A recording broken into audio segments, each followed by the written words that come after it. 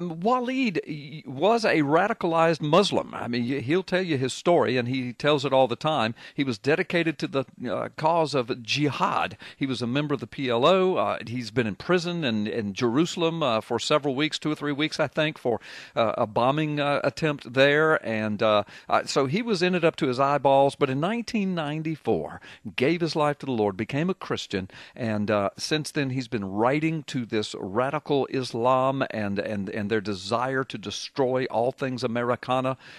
He's been writing to it. He's been speaking to it. He's been on television. He's been CNN, Fox. He's written several books.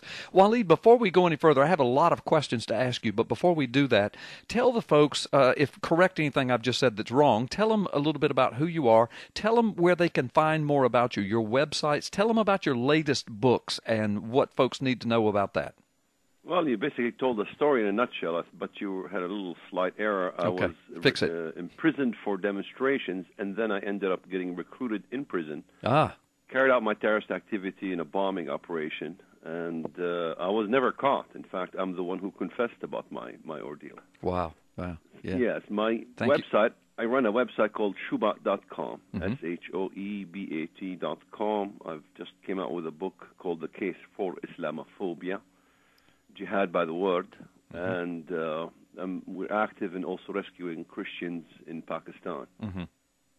Yeah, in fact, your son gave us that link, and we've got that posted on several places on the Internet to help you out with that. Tell the folks where to go to that link. Well, the rescuechristians.org, I believe. They can just go to Shoebat.com, and it'll lead them there, too. There's Rescue Christians. Okay.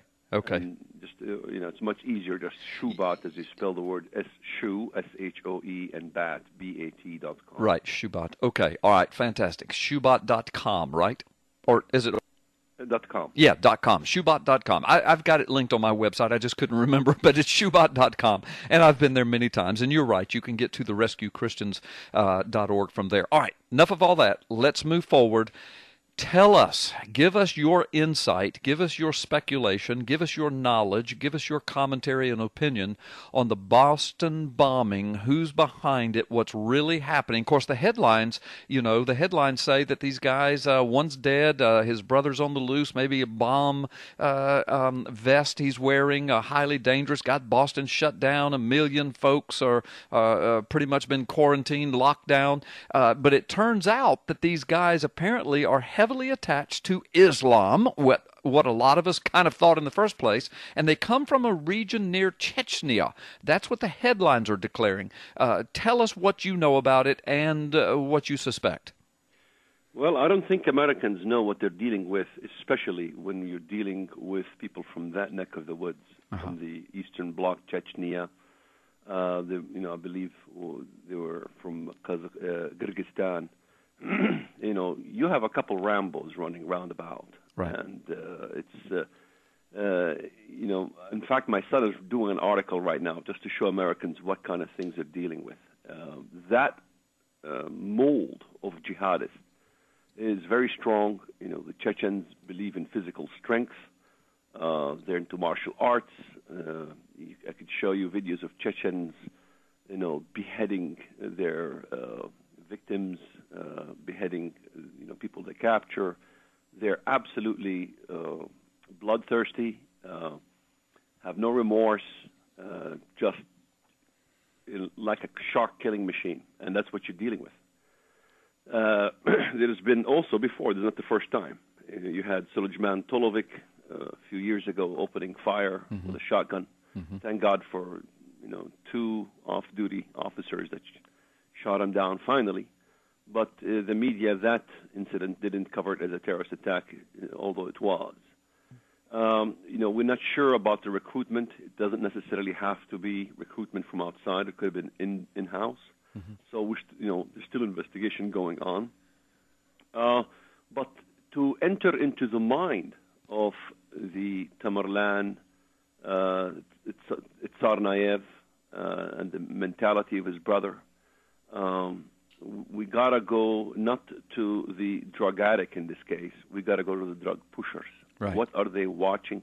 Because Americans always ask, somebody was recruited. Well, you don't get recruited until you first either convert to Islam or is born historically as a Muslim with a lot of tradition that is carried out in the family, and the tradition and the values of these individuals comes from the eons of time. However, I looked at the links of the Tsarnaevs and the YouTubes. They show exactly what they've been looking at, and so we can enter into their mind.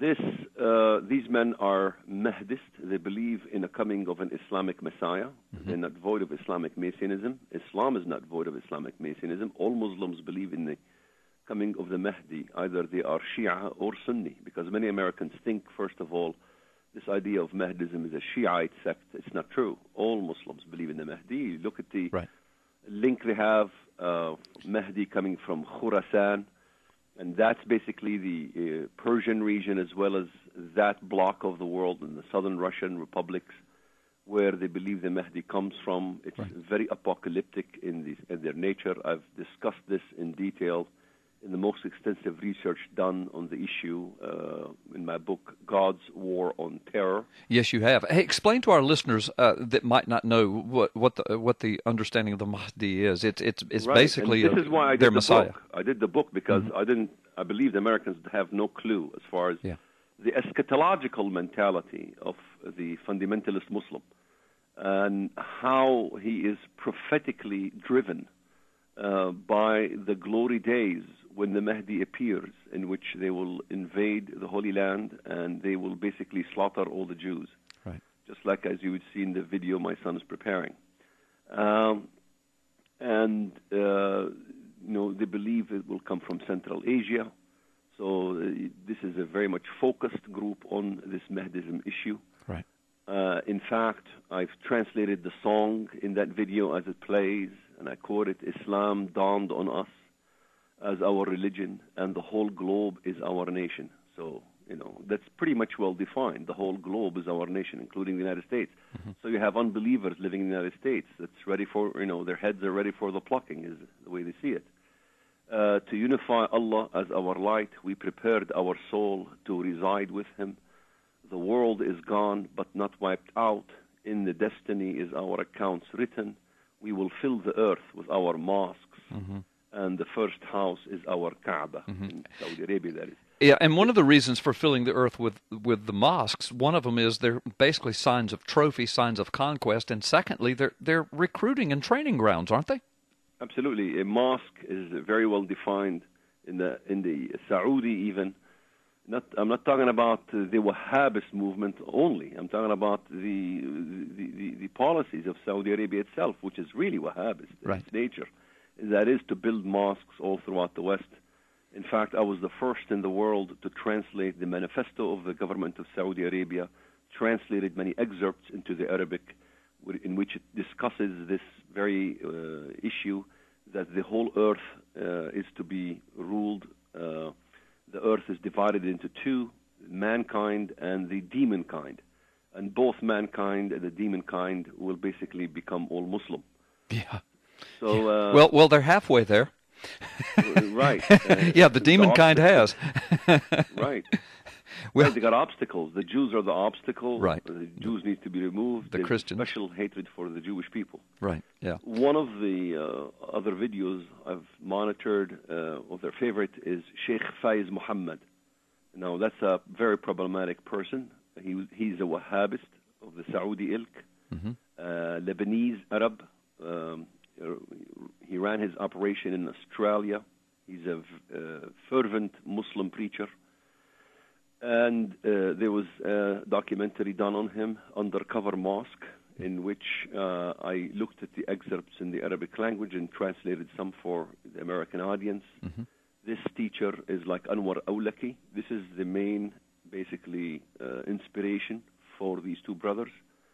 And I quote this man. He says, "Give their souls as a sacrifice for Islam."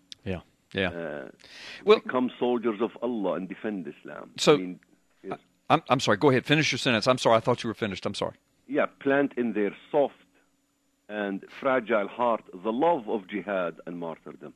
Right. So then you will find statements by the same individual that condemns violence and all these things. So Americans are clueless to the nature of the beast, I know. So you see his relative condemning violence and ask them to turn themselves in, that's in front of the camera. Yeah. Behind the camera is totally different. Yeah, well, I was going to ask you about that. As a matter of fact, listen, we've got to take a quick break. Austin, Chris, you're live with Walid Shoebat on Freedom Friday.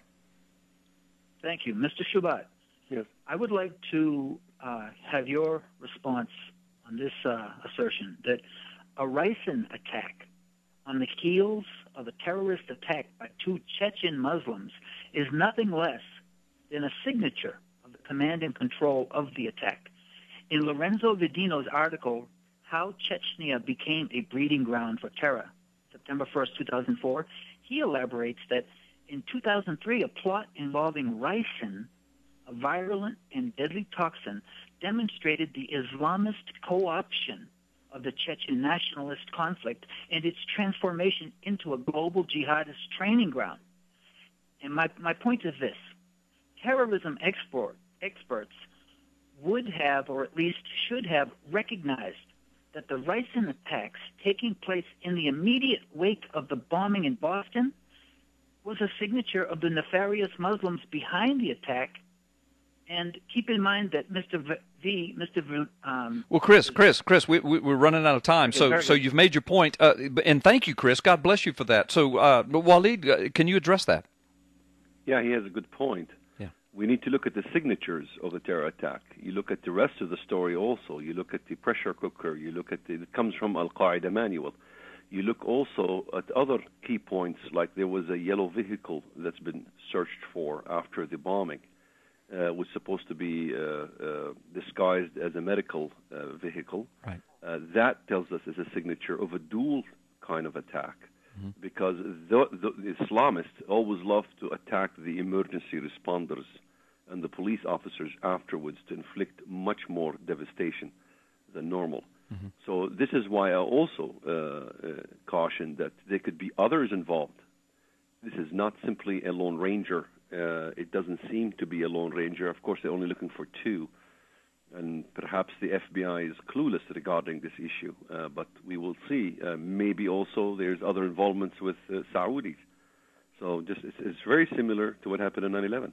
Yeah. Yeah, well, in right after that it was announced that these ricin attacks were happening, I mean, people were already beginning to compare that to what happened at 9/11. So thank you for that insight. Walid, let me ask you, what about his family members? What about his uncle that's gone to the airwaves claiming that that these guys, his nephews, deserve to die, that they've done a horrible thing? I mean, is that, you think he's sincere, or do you think this is some type of public diversion campaign? What is it?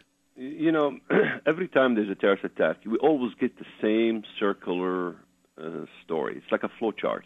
Yeah. A terrorist attack hits, Muslims will speak out against it, family members will denounce it, so on and so forth.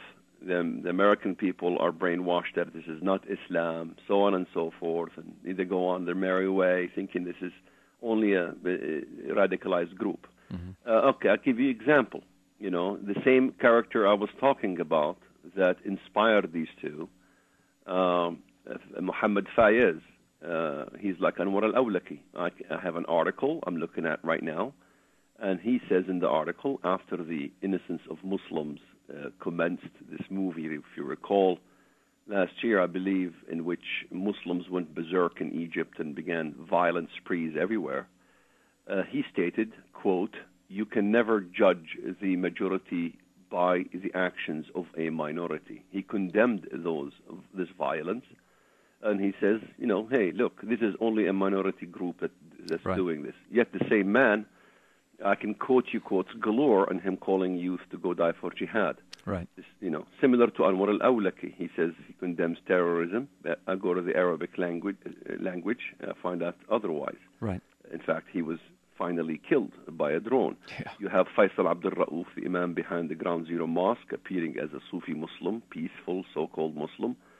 And then I go to the Arabic language and I find statements galore in his support. Hezbollah, Hamas, these are support, plain support to the terrorist organizations. So it's a misinformation campaign.